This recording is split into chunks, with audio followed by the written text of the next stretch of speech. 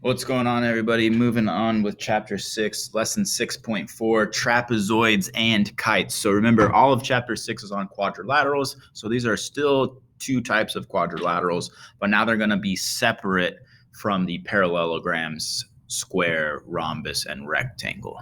Okay, just like always, you can always go into Canvas. You got your notes for 6.4 and the PowerPoint slides that we're doing right now is 6.4 as well. Okay, do now warm up, quick review from last lesson with rhombus and rectangles. Find the measure of angle DCA. We see that angle DCA is right here. Okay, if this angle is 60 degrees, we know that that angle must be 60 degrees because for multiple reasons, honestly, but we know that opposite angles in a parallelogram are always congruent to each other. And another reason why we know is because this line is parallel to that line, and we have created there a pair of alternate interior angles with parallel lines. Now over here, find the measure of angle BAC, which is this angle here. We know that the entire angle of a rectangle is 90 degrees. So if this part of the right angle is 31, to find this one, we just simply do 90 minus 31. Which would end up giving you 59. So that one would be 59 degrees there. Okay, so just some quick review. Okay, a trapezoid. A trapezoid is a quadrilateral with only one pair of parallel lines and one pair of non-parallel lines. So this is why a trapezoid is not a parallelogram, even though it has one pair of parallel lines. The other pair of lines are not parallel. The parallel lines are what we call the bases. The non-parallel lines are called the legs. Okay, base angles in a trapezoid, right? There are two pairs of base angles. So angle A and angle D here, that is a pair of base angles. And then if we use a different color, angle B and angle C are examples of base angles. Okay, so examples, which angle is the base pair to angle B? We see that in this trapezoid, these lines are parallel to each other.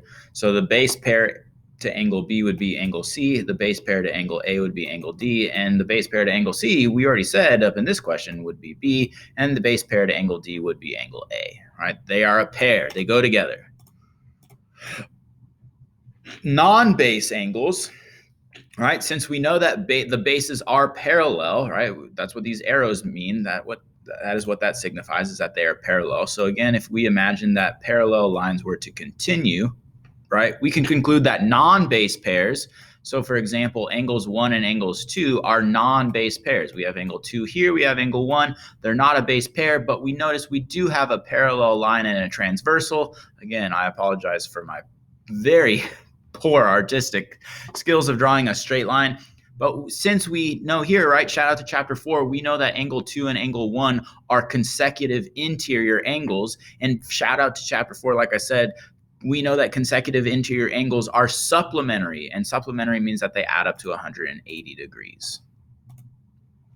Okay, in an isosceles trapezoid, so think back to isosceles triangles. Isosceles triangles meant you had two congruent sides. Well, an isosceles trapezoid means that it's a trapezoid in which we have two congruent sides, and the sides that are congruent to each other are the legs, right? Both of the legs are congruent to each other. So we see that that is a leg, that is a leg. The bases, remember, the bases are parallel, but now in an isosceles trapezoid, the legs are congruent. Okay, so properties of just an isosceles trapezoid. In an isosceles trapezoid, each pair of base angles are congruent to each other. So angle A is congruent to angle D because that's a base pair. Angle B is congruent to angle C because that's a base pair. Still, keep in mind, remember, since these are parallel lines, angle A and angle B are supplementary. Angle C and angle D are supplementary as well. A and D congruent, B and C congruent, A and B supplementary, C and D supplementary. If there are a pair of base angles that are congruent, then we can conclude that it's an isosceles triangle. Okay, and similar to what we did with isosceles triangles, right? I think I said triangle again. It's an isosceles trapezoid, right? Opposite, right, will always point at the congruent side lengths. Okay, if you just draw arrows there.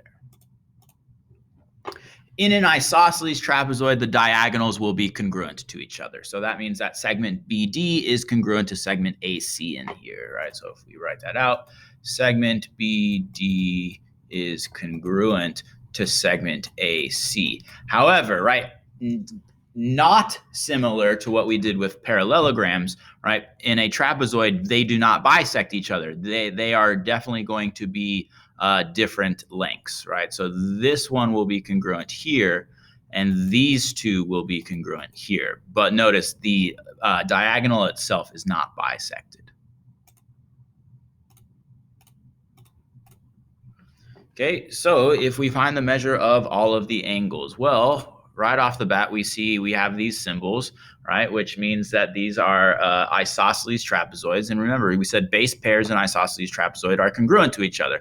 Well, if that one's 50, that means angle L has to be 50. And we don't know what J and M are, but we know that they're base pairs, so we know that they have to be congruent. So since we don't know what they are, let's label it as X. But since we know that it's congruent, we know that that one also has to be X, right? So now to find, we have 50 plus X is equal to, and remember, we're still working with a four-sided shape. We're still working with a quadrilateral. And we found out in lesson 6.1 that quadrilaterals always add up to 360 degrees. So if we combine like terms, we end up with 100 plus 2x is equal to 360. If we subtract 100 from both sides, we get 2x is equal to 260. And then if we divide both sides by 2, we get x is equal to 2 goes into 2 once, 2 goes into 6 3 times, and 0, right? So that means each of these angles have to be 130.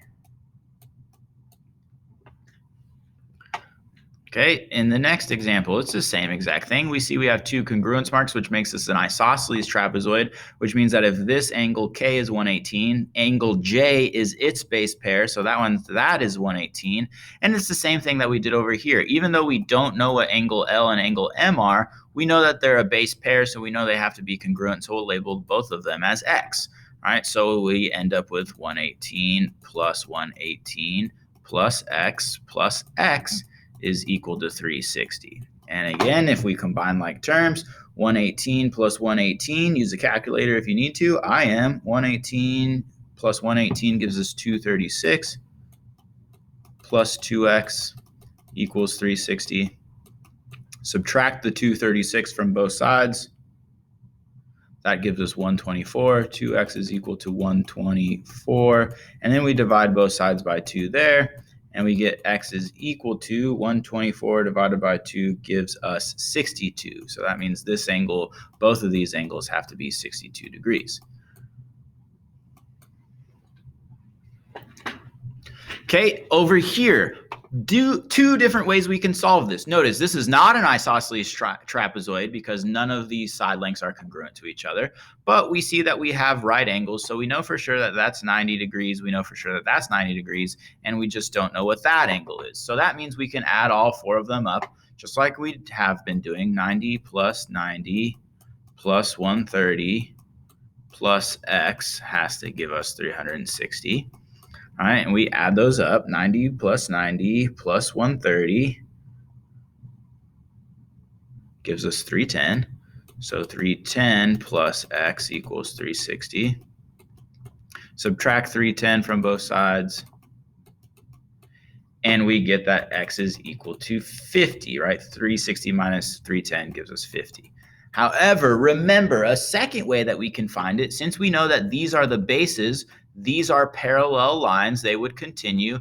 And with this line, we have parallel lines and a transversal, remember, and these here are going to be consecutive interior angles. So a shortcut, we know that these two have to add up to 180. We could also simply have just done 180 minus 130, and that also gives us, that also gives us 50, right? So two different ways we can find that same answer. Okay, midsegment of a trapezoid. Midsegment connects the two midpoints of each leg, right? So that means this midsegment cuts this line in half, 2 matches 2. It cuts this line in half, 1 matches 1. Okay, the midsegment theorem, the midsegment is parallel to both bases. So now you have 3 parallel lines. And also, the formula for the midsegment is base 1 plus base 2 divided by 2. Notice this is underneath so it's divided by 2. Okay, so examples, find the measure of the midsegment. Okay, remember, it doesn't matter which one's base 1. Let's call that one base 1. This one's base 2. This is the midsegment. So remember, the equation for midsegment is base 1 plus base 2 divided by 2. So we end up here with 12 plus 28 divided by 2. 12 plus 28 gives us 40 divided by 2 gives us 20. So that means this here has to be 20. Okay, same thing. Base 1 plus base 2, that becomes 57 plus 76 divided by 2. All right, 57 plus 76 gives us 133 divided by 2. And 133 divided by 2 is 66.5. Okay, now, all right, what if we had something a little bit different? Okay, so I did not include this in the slide, so I'm going to talk about it right now. But let's say, what if we didn't know what this one was, and we did know that this one, I'm just going to choose a random number. Let's go with 78. All right, if this number was 78. So that means our equation is still the same. Base 1 plus base 2 divided by 2 equals the midsegment. I'm just going to call it MS, right, for midsegment. Okay, now we don't know what one of the bases is, but we do know what the midsegment is. So here we would set up our equation as 57 plus x, because we don't know what the second base is, divided by 2 equals the midsegment. Well, we do know what the midsegment is, 78. And we solve for x from here. So to get rid of this divided by 2, we have to multiply both sides by 2. Those will cancel. We end up with 57 plus x is equal to 78 times 2, which gives us 156. And now we have 57 plus x equals 156. We subtract 57 from both sides. And 156 minus 57 gives us 99. So that would mean x has to be 99. This side length over here would have to be 99. Okay, so 2 different ways. You're using the exact same formula, but you might find it to where you are given one base and the midsegment, and you have to find the opposite base. A kite is a quadrilateral with consecutive sides congruent to each other, but opposite sides are not congruent. Remember, consecutive means next to. Okay, so, but it's interesting, you have to pay special attention because technically, right, these 2 sides are consecutive. But noticing the congruence marks, you know that those are not congruent to each other. These consecutive sides are congruent. And if we use a different color, these consecutive sides, they are congruent. Okay, opposite sides are not congruent. Consecutive sides are congruent next to. But you need to pay special attention about what sides you're talking about that are next to. All right, properties of kites. In a kite, the diagonals are perpendicular, right? Remember, perpendicular means meet at right angles. So we see that all of these angles here in the middle, that's a right angle, 90 degrees, 90 degrees, 90 degrees. Okay, and once again, similar to what we talked about with rhombus in last lesson, if we take this 4-sided kite, we have now created 4 little miniature triangles, and we know at least one of those angles of each of those triangles is 90 degrees. Okay, also another property of a kite, in a kite, only one pair of opposite angles are congruent to each other, right? So these are congruent to each other. These are not congruent. So we would have to put 2 bubbles here and 1, 2, 3 bubbles here because these are congruent, those are not congruent, right? And it's always easy to tell which ones are the congruent angles because the congruent angles are in between the non-congruent sides. So if we connect our non-congruent sides, the congruent angle is right in the middle. We connect our non-congruent sides, the congruent angle is in the middle, in between. That is how you can tell in a kite which pair of opposite angles are congruent to each other. Okay, so again, if we do some examples here. right? Notice these are your non-congruent sides, which means this has to be your congruent angle. These are your non-congruent sides, which means this has to be your congruent angle. So we don't know what these are, but we do know that they have to be congruent. So if you don't know what two things are, but they're congruent, that means they're both going to be x. So we set up our equation as 40 plus 100 plus x. And again, it's still a four-sided shape, so that means it's all has to add up to 360. 40 plus 100 gives you 140. X plus x gives you 2x equals 360. All right, subtract 140 from both sides. 360 minus 140. Those cancel. You end up with 2x is equal to 360 minus 140 gives you 220. And then if you divide both sides by 2, you get 110. So that means x is equal to 110, which means that this angle is 110, this angle is 110. Okay, over here, now you know that these are the non-congruent angles, so that means that has to be these are the non-congruent sides, so that has to be the congruent angle. These are the non-congruent sides, this has to be the congruent angle. This time we actually know what the congruent angle is. If this one's 110, that means this one has to be 110. And this is the only one that we're looking for is angle G, so we set that up as 110 plus 60 plus x is equal to 360. We add those up. 110 plus 110 gives us 220, plus 60 gives us 280, plus x equals 360. Subtract 280 from both sides.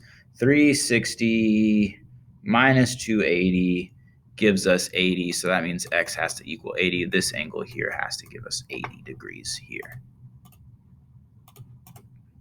Okay, so here is our quadrilateral family tree. Remember, quadrilateral, four-sided shapes, all angles add up to 360. All exterior angles also add up to 360.